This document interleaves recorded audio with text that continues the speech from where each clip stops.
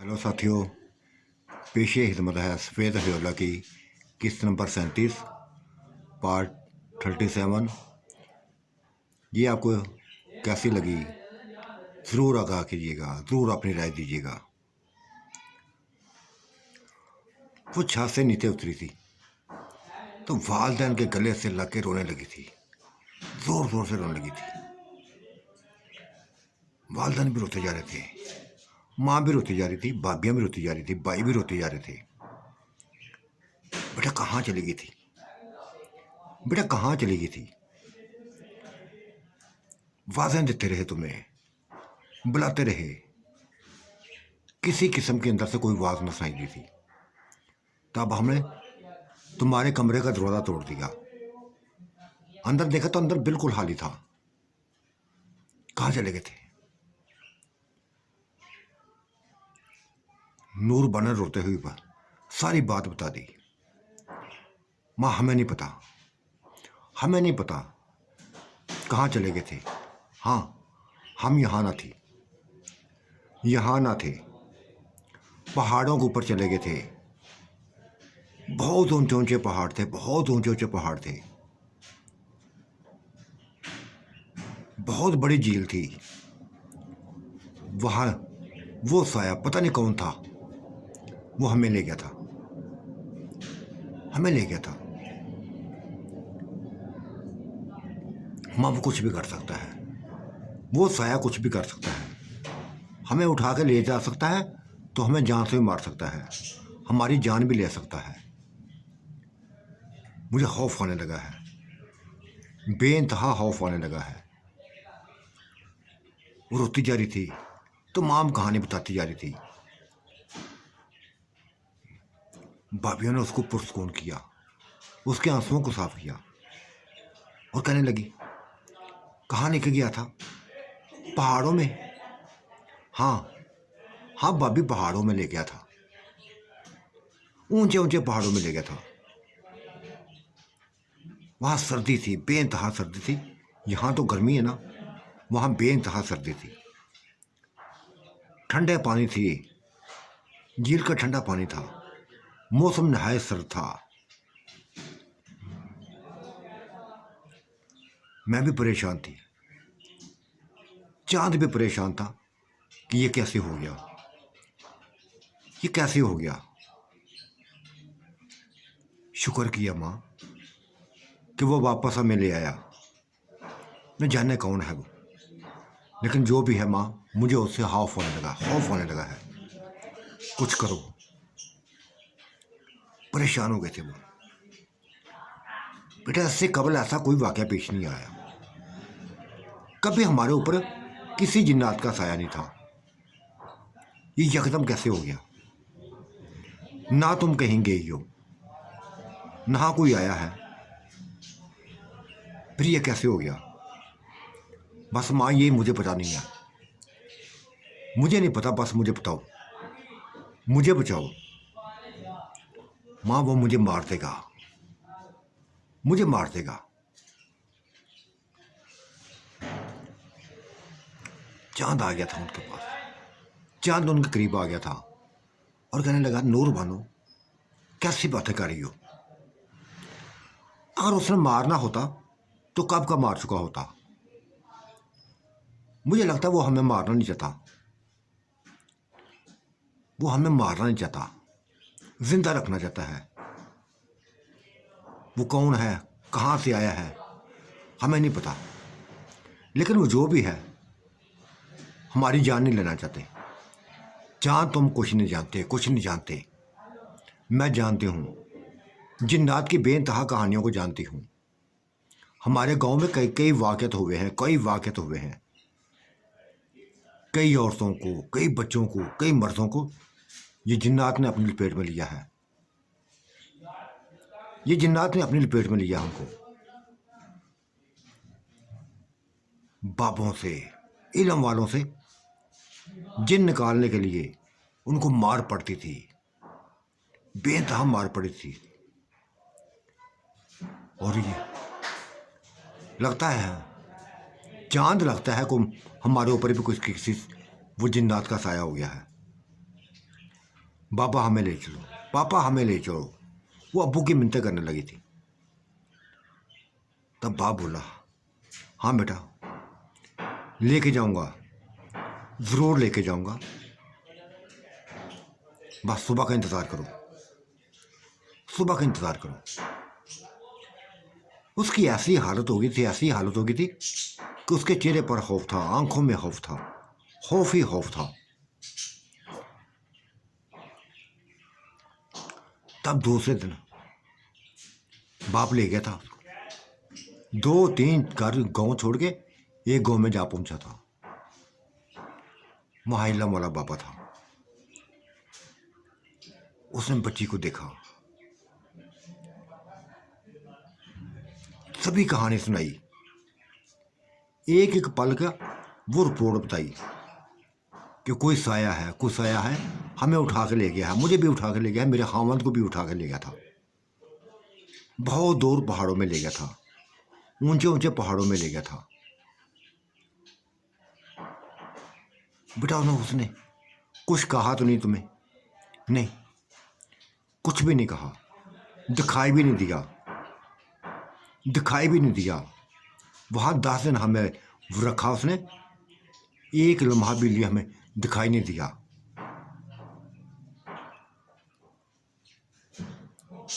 गहरी सोच में पड़ गया था बाबा और कहने लगा, बेटा वो जो कोई भी है, मुझे लगता है तुम्हारा आशिक बन गया है, तुम्हारा आशिक बन गया है। बाबा मुझे आशिकी की नहीं ज़रूरत है, मुझे उसकी आशिकी की ज़रूरत नहीं है, मुझे बस बचाओ उससे, किसी भी तरह उससे बचाओ, मैं जिन्नात के कब्जे में रहना नहीं चाहती। बाबा ने तवीज़ दिए थे, तवीज़ दिए कि एक तुम पहन लो, एक जाके अपने हामद को पहना देना। लेकिन एक बात है बेटा, वो तुम्हारा दुश्मन नहीं है। वो यूं लगता है कि जैसे तुम्हारी बातें सुन के मुझे ये साबित हुआ है कि जैसे तुम्हारे करीब रहता है, वो तुम्हारे करीब रहता है, हर वक्त हर लम्हा तुम्हारे करीब रहता है। ये बात सुनकर मजीद खौफजदा हो गई थी। बाबा मुझे डर लगने लगा है, मुझे डर लगना है, वो कुछ भी कर सकता है, वो कुछ भी कर सकता है। ये जिन्नात किसी के नहीं बनते, खासकर इंसानों को बेइंतहा दुश्मन होते हैं, जान से मार देते हैं। अगर उसने मुझे कुछ कह दिया तो बाबा जी ने, मैं कुछ बर्दाश्त नहीं कर सकूँगी, कुछ भी बर्दाश्त नहीं कर सकूँगी। मैं नहीं चाहती कि वो मुझसे मेरे हामद को छीने। नहीं छीनेगा बेटा, नहीं छीनेगा। तसल्ली रखो, अपने खौफ को कम करो। मैंने तवीज़ दे दी है ना, जाके पहन लो, जाके पहन लेना। आ गए थे पापा के साथ, बाप के साथ वापस आ गए थे घर। माँ को सभी कुछ बता दिया, जो जो हुआ था बता दिया। तवीज़ एक अपने गले पे पहन लिया और एक चांद के गले में पहना दिया। चांद को क्या कहा था, चांद मुझे अपनी भी फिक्र है, तुम्हारी भी फिक्र है, बच के रहना, बस अपने आप को मुहतात रखना। जिन्नात की कई कहानियां सुन चुकी हूं, ये किसी के भी ना बनते, किसी के नहीं बनते, जो भी इनके कब्जे में आता है मार डालते हैं। और फिर चंद दिन में उसको रातों को वो साए का, जो उसका शायद आशिक बना हुआ था तो वो चांद ही था जी। ये उसको डरपोक समझ कर उसको तंग कर रहा था। वो देखती थी, बताती थी माँ को भी। माँ रात को फिर मैंने देखा उसको, बहुत चांद की रोशनी में देखा था, जमीन पर पड़ो वो साया हमें मुझे चलता हुआ दिखाई दिया था। पूरे घर में चलता हुआ दिखाई दिया था। कभी उधर जाता था, कभी उधर जाता था। वो खुद दिखाई नहीं देता था, जमीन पर उसका साया दिखाई देता था, चलता फिरता साया। माँ वो कभी मेरे करीब आता, कभी दूर हो जाता। बड़ी अजीब हालत हो गई थी, बेइंतहा अजीब उसकी हालत हो गई थी। बहुत कुछ बताना चाहती थी, जो जो देखती थी बताती थी माँ को, भाभीियों को बताती थी। और भाभी भी, दोनों भाभियां भी खौफजदा हो गई थी। नूर बानो, ये कैसे हो सकता है, कैसे हो सकता है? ना तुम कभी घर से बाहर निकली हो, ना हम कभी गई हैं, फिर ये साया कैसे आ गया इधर, कैसे आ गया? भाभी यही तो मैं परेशानी, मेरी परेशानी है, यही तो परेशानी है कि हम घर से बाहर भी नहीं जाती, फिर भी वो बुरा बुजुर्ग आदमी बता रहा था, वो बूढ़ा आदमी बता रहा था कि वो मुझ पे आशिक है। ये खौफ मुझे बस जान से मार देगा, जान से मार देगा। चांद बड़ी तसल्लियां देता था, तसल्लियां देता था उसको कि कुछ नहीं होगा, कुछ नहीं होगा, मैं हूं तुम्हारे करीब। चांद तुम कुछ भी नहीं कर सकोगे, तुम अभी बच्चे हो, 20 साल के बच्चे हो। और वो मैं जो देखती हूँ ना, बेइंतहा बहुत बड़ा साया है, बहुत बड़ा साया है। कभी बहुत छोटा हो जाता है, कभी बहुत बड़ा हो जाता है। कई दफा तो उसकी मैंने सांसों की आवाज देखी, सुनी है। खौफनाक किस्म के सांस लेता है।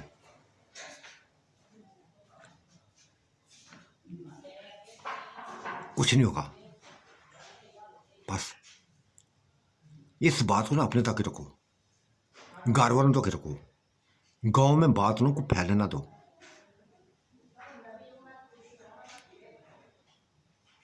ऐसी करती थी भाभियां, पूरी तरह उसकी फासकारी थी, उसको अकेला ना छोड़ती थी। जब ये सारे मर्द बाहर चले जाते तो वो उसके करीब आ जाती थी, अगर रात पड़ जाती तब भी उसके करीब हो जाती, उसके खौफ को ख़त्म करने की कोशिश करती थी। जो उसके खौफ अंदर उसके बैठ गया था, उसको ख़त्म करने की कोशिश करती थी, लेकिन वो खौफ ख़त्म नहीं होता था। बहुत कुछ बताती थी कि भाभी बेइंतहा कुछ मैं देखती हूँ। कभी उसको दरख्तों के ऊपर देखती हूँ, कभी नीचे उतरता हुआ देख महसूस करती हूँ। वो खुद दिखाई नहीं देता, उसका साया दिखाई देता है, उसका साया दिखाई देता है। कभी बहुत बड़ा बन जाता है, कभी बहुत छोटा हो जाता है।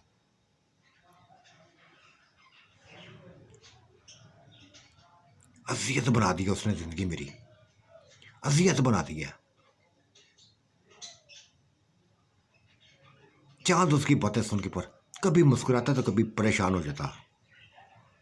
कहता गुल बानो, नूर बानो, तुम्हें तो मैं बड़ी बहादुर समझता था, बड़ी बहादुर समझता था, लेकिन इस कदर डरपोक हो, इस कदर डरपोक हो। मैं देखो तुमसे छोटा हूं, लेकिन मुझ में हिम्मत है। वो मेरे सामने आए, मेरे सामने क्यों नहीं आता? मेरे सामने आए, मैं मुकाबला करूंगा उसका, मैं मुकाबला करूंगा उसका। चांद कुछ भी नहीं कर सकोगे, ये कहने की बातें हैं बस। तवीज को गले से मत उतारना, कभी भी मत उतारना।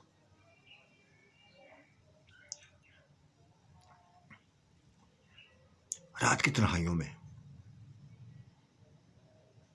खो जाती थी वो, चांद में खो जाती थी, तब उसको सुकून मिलता था। साय की तस्वर को भूल जाती थी और यही चाहती थी कि बस चांद जागता रहे, पूरी रात जागता रहे उसके साथ। उसको रातों को नींद ना आती थी, खौफ से, परेशानी से, डर से जागती रहती थी। दिन को जा सोती थी, दिन को उठती ना थी, सोती रहती थी, रात को उसको नींद ना आती थी। तस्वर एक ही सा, उसी साय का, जो उसको मजीद खौफ करता जाता, खौफनाक, खौफजदा करता जा रहा था। उसका जीना हराम कर दिया था इसने,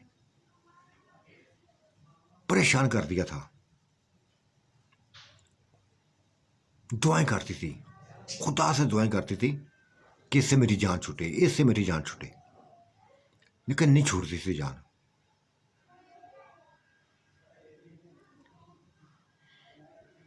भाई अक्सर कहते हैं, नूर बानो पूरी जिंदगी गुजर गई, पूरी जिंदगी गुजर गई है, कभी हमारे साथ ऐसे वाकयात नहीं हुए जो तुम बताती हो। हमें भी खौफजदा कर देती हो, हमें भी खौफजदा कर देती हो। हमें भी ऐसा लगता है जैसे हमारे इर्द गिर्द भी वो साया मौजूद हो। तुम्हारी बातें सुनकर हमें भी अपने कमरे से खौफ आने लगता है। भाई बात ही खौफ की है, वो हमारे करीब रहता है, हमारे दरमियान में रहता है, देख नहीं पाते उसको, महसूस करती हूँ, बस महसूस करती हूँ, चलता फिरता देखती हूँ, खुद नजर नहीं आता। पता नहीं कैसा भयानक होगा, कितना खौफनाक होगा, कितनी बुरी शक्ल वाला होगा। बस यही खौफ मुझे खाया जा रहा है, यही खौफ मुझे खाया जा रहा है। इसी खौफ ने मुझे पागल कर दिया है।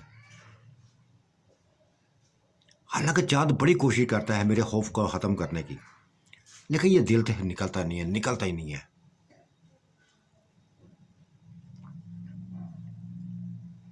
चंद दिन मजीद ऐसे गुजरे थे, तब एक रोज फिर ऐसा हुआ। ये पूरी रात आपस में डूबे रहे थे, तब उसको गहरी नींद आनी, गहरी नींद में डूबती चली गई, डूबती चली गई। चांद ने उसको उठाया, पहले उसका तवीज़ उतारा था, फिर उसको उठाया और उन्हीं पहाड़ों में ले गया था, उन्हीं पहाड़ों में जहाँ पहले गए थे वहाँ ले गया था। जब सर्दी का सांस उसको शुरू हुआ, तब उसने आंखें खुली थी, अपने आप को एक नई जगह पर देख बस चीख पड़ी थी, चांद चांद चांद, हम कहाँ हैं, हम कहाँ हैं, ये हमारा घर नहीं है, ये हमारा घर नहीं है। वही परेशान होकर उठ गया था, कहने लगा, हाँ हाँ नूर बानो, लगता वो साया हमें फिर उठा के ले आया है, वो साया फिर हमें उठा के ले आया है। वो क्या चाहता है हमें नहीं पता, नहीं पता क्या क्या क्या क्या चाहता है हमसे। मुझे दिखाई नहीं देता तुम कहती हो, लेकिन चांद दिखाई नहीं देता, इसको छोड़ो, ले आया ना यहां, तुम्हें भी उठा के ले आया, मुझे भी उठा के ले आया है।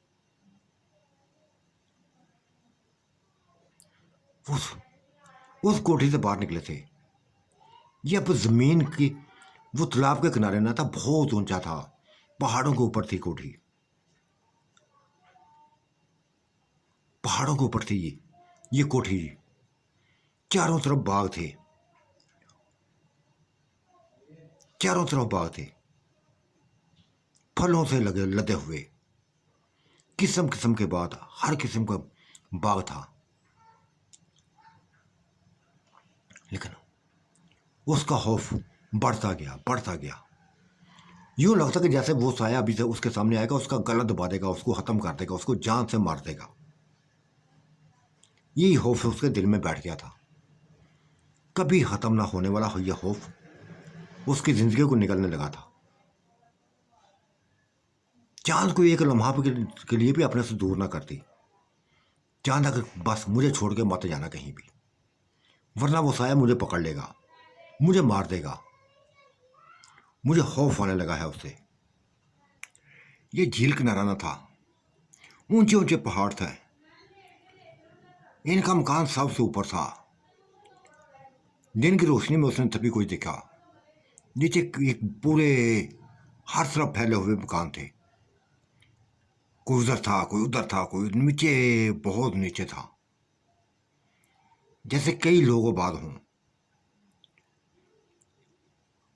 सभी को देखती थी, चांद भी कभी कभी देखता था और एक ही बात कहती थी, चांद ये वो जगह नहीं है जहाँ पहले हम आए थे, ये कोई और जगह है। हाँ, ना ये वो मकान है, मकान भी वो नहीं है, जगह भी वो नहीं है, ये जंगल है, बहुत बड़ा जंगल है, हर तरफ दराहत दराहत दराहत है। लगता है वो साया ही इसी इलाके का रहने वाला है, इन्हीं जगहों का रहने वाला है, इन्हीं पहाड़ों से में रहने वाला है। पहले भी उठा के हमें पहाड़ों में ले आया था, आप भी पहाड़ों में ले आया। लेकिन नूर बानो, एक बात है, अगर वो तुम्हारा आशिक होता तो तुम्हें केले को उठा के लाता। मुझे क्यों लेके आया है? मुझे क्यों लेके आया है? इसका मतलब है कि वो हम दोनों को जुदा करना नहीं चाहता, हम दोनों को एक दूसरे का साथ ही देखना चाहता है, एक दूसरे के करीब देखना चाहता है। वो अगर तुम्हारा आशिक है ना, तुम लगता है मुझे मेरा भी आशिक है। हाँ हाँ, चांद ऐसे ही है, बिल्कुल सही तुमने कहा कि वो मेरा आशिक नहीं है, तुम्हारे ऊपर भी उसकी नजर है। वो हम वाकई हम दोनों को जुदा नहीं करना चाहता। पहले भी ऐसे ही उसने किया था, अब भी उसने ऐसे किया है।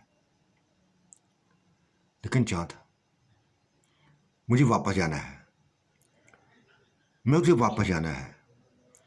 मेरे वालदैन की जो हालत होगी, बापियों की जो हालत होगी, जो भाइयों की हालत होगी, वो मैं ही जानती हूँ। जब उनको पता चलेगा कि हम घर में नहीं हैं, तो पता नहीं क्या बीतेगी उनके ऊपर, क्या क्या बीत रही होगी। मैं क्या कर सकता हूँ नूर बानो, मैं क्या कर सकता हूँ? अगर वो साया दिखाई दे तो बेहतर यही है कि तुम उससे कहो कि वो उसके वालदैन को भी इधर ले आए, भाभियों को ले आए, भाइयों को भी ले आए, कम से कम इकट्ठे तो रहें। अगर सच पूछो ना, तो इस बाग में मेरा दिल लग गया है। देखो, जितना तुम्हारा गांव है ना, छोटा सा बेकार सा गांव, यहाँ देखो हरियाली हरियाली है, सबज पहाड़ हैं, ऊंचे ऊंचे दरख्त हैं, फलदार दरख्त हैं। अगर तुम्हारे घर वाले इधर आ गए, भाभियाँ इधर आ गई, भाई इधर आ गए, तो यकीनी तौर पर उनका भी दिल लग जाएगा। हाँ, ये बात उसकी अकल में आ गई थी, नूर बानो की अकल में बात आ गई थी। ठीक है, करती हूँ मैं उससे बात। अगर वो मुझे दिखाई दिया तो ज़रूर करूँगी मैं बात। फिर दूसरे दिन दिखाई दे दिया था उसको, गहरी रात थी, उसको अंदर बस घुटन होने लगी थी। चलती जल्दी बाहर निकल आई, ऊंचे ऊंचे दरख्तों को देखने लगी थी। एक दरख्त के साथ उसको सफ़ेद हयोला दिखाई दिया। कोई शख्स एक दरख्त के साथ खड़ा था, सफ़ेद कफन पहना हुआ था उसने, जैसे कोई मुर्दा हो। ये खौफ से, उसको देखा खौफ से कांप गई थी। आज पहली दफ़ा वो सामने आया था, ये डर गई थी, अंदर भागी।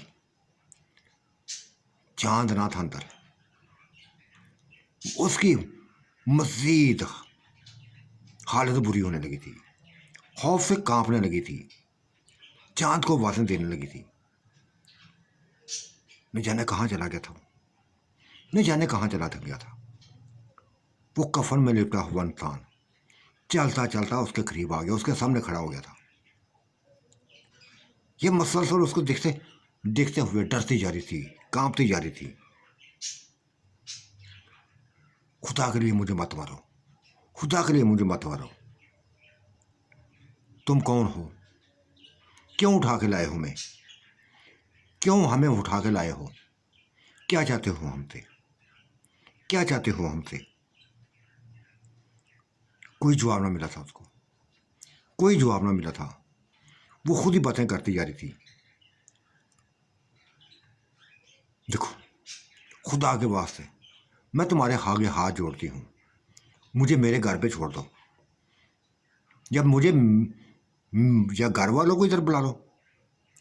जिस तरह हमें उठा के ले आए हो उनको भी उठा के ले आओ, या तो उनको भी उठा के ले लो या हमें वापस हमारे गांव में भेज दो। मिन्नत करती हूँ तुम्हारी, मिन्नत करती हूँ। वो कफन पोश इंसान पलटा था, वापस पलटा था, चलता चलता चलता चलता बस उसकी नज़रों से ओझल हो गया। बहुत दूर जाके उसकी नज़रों से ओझल हो गया था। उन दरख्तों से उसको खौफ होने लगा था, बेतहा खौफ होने लगा था। अंदर भागी तो अंदर चांद को देखा। चांद, तुम कहाँ चले गए थे? कहाँ चले गए थे तुम? इतनी आवाज़ें दी, इतनी आवाज़ें दी, कहाँ थे? वाशरूम में था मैं, तुम्हारी आवाज़ सुनी थी। लेकिन नूर बना हुआ क्या है? क्या नहीं हुआ? आज मैंने देखा है उसको, आज मैंने उसको देखा है। सफ़ेद कफन में लिपटा हुआ वो इंसान की तरह मेरे सामने आया था, मेरे सामने आया था। कुछ भी दिखाई नहीं दिया था, सिर्फ कफन दिखाई दिया था। चलता फिरता इंसान, ना चेहरा देख सकी ना उसने चेहरा दिखाया मुझे। बेइंतहा मिन्नतें की हैं मैंने, बेइंतहा मिन्नतें की हैं कि हमें वापस छोड़ दो, हमें हमारे गांव में वापस भेज दो। जिस तरह उठा के लिया है ना उसी तरह उठा के वापस ले जाओ। अगर ऐसा नहीं कर सकते तो खुदा के लिए हमारे मेरे घर वालों को वापस इधर ही ले आओ, इधर ले आओ। हाँ हाँ नूर बानो, ये तुमने अच्छी बात की है, ये तुमने अच्छी बात की है। तो फिर क्या कहा उसने, क्या जवाब दिया? कोई जवाब नहीं दिया चांद, उसने कोई जवाब नहीं दिया। खामोशी से चला गया था, वापस पलटा और चलता चलता ही बस जैसे एक धुआं बना हो, सफ़ेद धुआं दरख्तों में ही गायब हो गया था, दरख्तों में गायब हो गया था। लेकिन उसने कहा कुछ नहीं मुझे, कहा मुझे कुछ भी नहीं है। हाँ, खौफज़दा कर गया है मुझे। कफन में लिपटा हुआ ये इंसान खौफज़दा कर गया। चांद कई दफ़ा कहा है, कई दफ़ा कहा है, मुझे अकेला मत छोड़ो, मुझे अकेला मत छोड़ो। अगर तुम कमरे में ही थे, वाशरूम में थे, कम अज़ कम मेरे कहने पर, मेरी आवाज़ देने पर एक दफ़ा तो कह देते कि हाँ मैं इधर ही मौजूद हूँ, इधर ही मौजूद हूँ। कम अज़ कम मेरा खौफ तो ख़त्म होता। कुछ नहीं होता यार, कुछ नहीं होता। नूर बानो, एक चीज़ का मैंने हिसाब लगा लिया है कि वो ना तुम्हें मारेगा ना मुझे मारेगा। अगर वो तुम्हारे घर वालों को वापस ले आया, इधर ले आया, तो समझूंगा कि वो जो भी है, जो भी है हमारा है रहा है, हमारा है रहा है।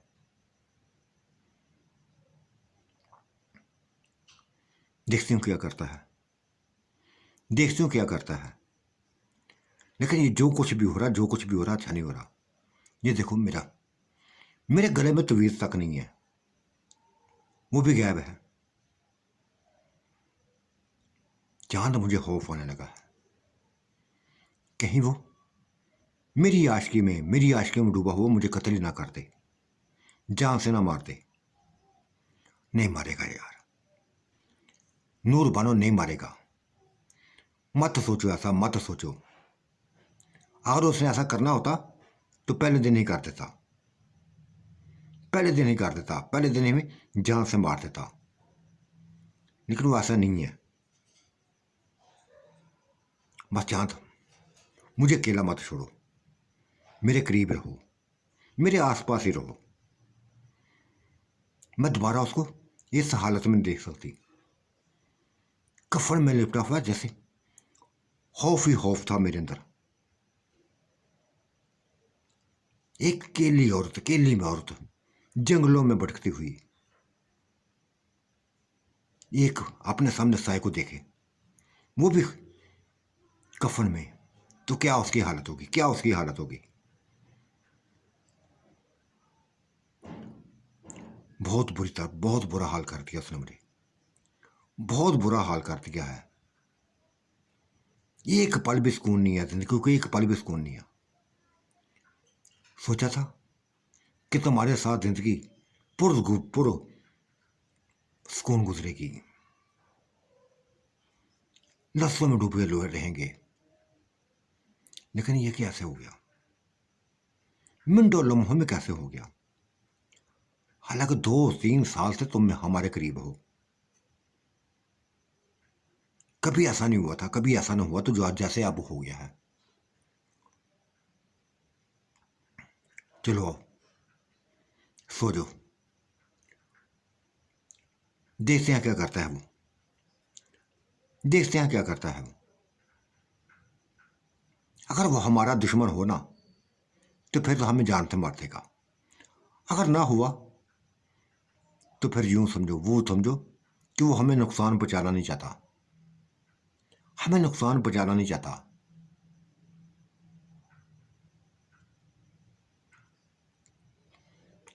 सो गए थे दोनों, लिपटी हुई, चाह से लिपटी हुई ये औरत, डरी हुई औरत उसमें खो गई थी। और उसका खोना उसकी उसके लिए बहुत बेइंतहा सुकून बन गया था। बस यही चाहती थी कि पूरी रात वो जागता रहे, पूरी रात वो जागता रहे, चाहे कुछ भी करता रहे, जागता रहे, ताकि उसका खौफ खत्म हो जाए, उसका खौफ खत्म हो सके। करता था, ऐसे ही करता था, हर रोज ऐसे ही करता था, पुरसुकून करता था, ना खुद सोता था, जब तक वो जागती रहती थी, जागता रहता था ये। जब वो सो जाती तब कभी कुछ कर लेता, कभी कुछ करता, कभी कुछ करता। दूसरे दिन ही सुबह सुबह उसके वालदन आ गए थे, वालदन आ गए थे। अपने माँ बाप को अपने सामने देखकर बस खुशी से पागल हो गई थी, खुशी से पागल हो गई थी। गले लिपट लिपट के रोने लगी थी, जोर जोर से रोने लगी थी। देखा माँ, ये पहाड़ है, इन्हीं पहाड़ों में पहले भी लाया था, अभी इन्हीं पहाड़ों में लेके आ गया है। माँ मैं उसको देख चुकी हूं, ऐसा जैसे को वो बदरूह हो, कफन में लिपटा हुआ इंसान मुझे दिखाई दिया है। सारी सूरत यार उसने बता दी थी। माँ को खौफजदा कर दिया था, बाप भी खौफजदा हो गया था। कहने लगे हमें भी नहीं पता चला, हमें नहीं पता चला कि हम यहां कैसे पहुंचे, यहां पर कैसे पहुंचे, कौन लेके आया। सोए हुए थे,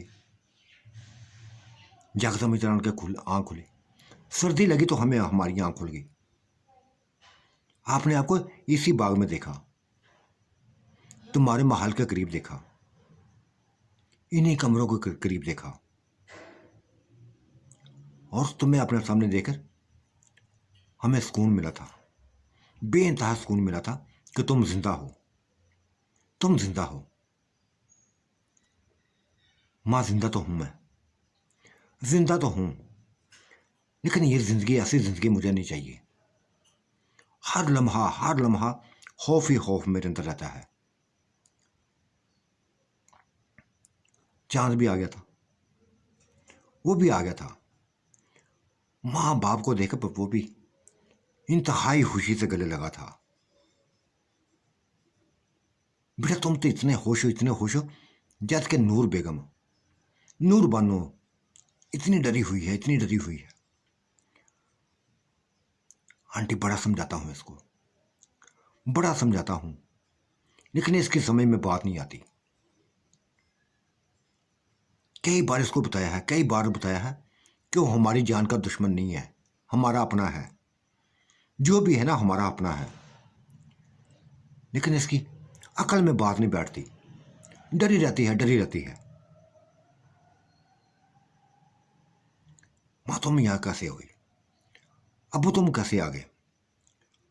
बता दिया था उन्होंने कि जो इंसान जो साया तुम्हें उठा के ले आया था वही साया हमें उठा के ले आया है।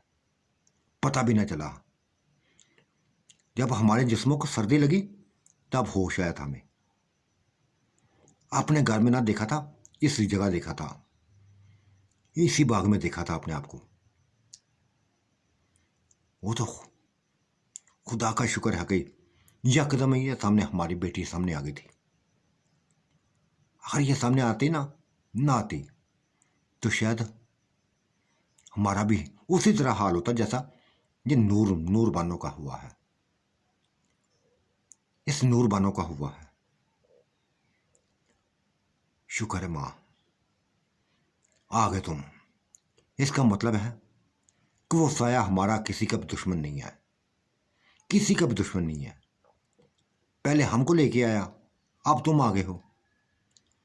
और हो सकता कल भाभियाँ आ जाए, भाई आ जाए। माँ वैसे एक बात है, वो जो भी है एक अच्छी जगह पे, एक अच्छी जिंदगी की तरफ हमें लेके आ गया है। वहाँ की जिंदगी, गांव की जिंदगी और यहाँ की जिंदगी में जमीन आसमान का फर्क है। वहाँ तो सिर्फ खेत ही खेत नजर आते हैं ना, यहाँ बाग ही बाग हैं। ये सभी बाग मैं बस घूम फिर के देखता हूँ कि यहाँ हमारे दोनों के अलावा कोई भी नहीं है। नीचे सारी आबादी है इंसानों की बड़ी हुई, ऊपर कोई भी नहीं है। सबसे ऊंचा हमारा मकान है, ये बगात है। बहुत बड़ा जंगल है, बहुत बड़ा जंगल है। बेटा वो तो तुम्हारी बात सही है, वो तो तुम्हारी बात सही है, लेकिन पता नहीं मेरे बच्चों का क्या बनेगा। जब हम घर में ना मिलेंगे तो पता नहीं क्या गुजरेगी उनके ऊपर, क्या गुजरेगी। माँ खुदा बेहतर करेगा। बस तुम आ गई हो ना, कम से कम नूर बानो को तसल्ली तो हो गई, कोई रौनक तो इसके पास ला गई है। वरना मुझे इसकी फिक्र खाई जा रही थी, इसकी फिक्र खाई जा रही थी कि ये कुछ करना बैठे, कुछ करना बैठे। अब मैं बेफिक्र हो गया हूं, बेफिक्र हो गया हूं।